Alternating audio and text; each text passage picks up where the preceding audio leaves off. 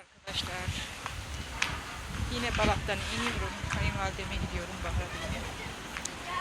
Ondan sonra öyle fazla video çekemiyorum. Hava sıcak. Ondan dolayı çekemiyorum. Kusura bakmayın. Çektiğim kadar artık.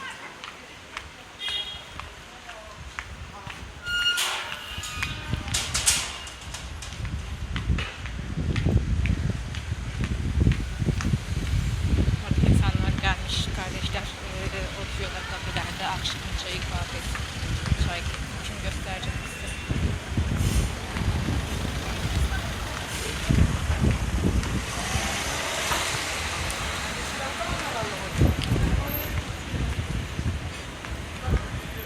Çok güzel kafeler var.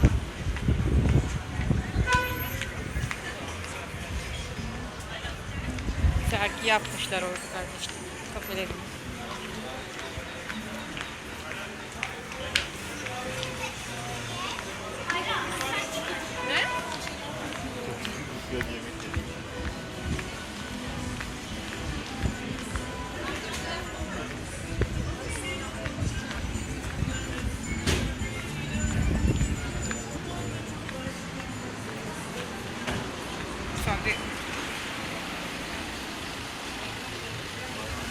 Burası sandviç fırını.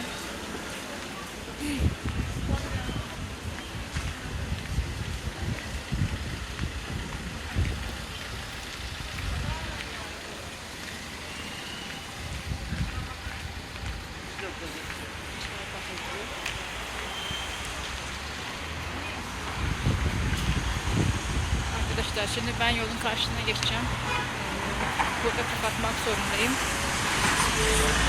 Güzel takiplerinizi, yorumlarınızı bekliyorum. Görüşmek üzere.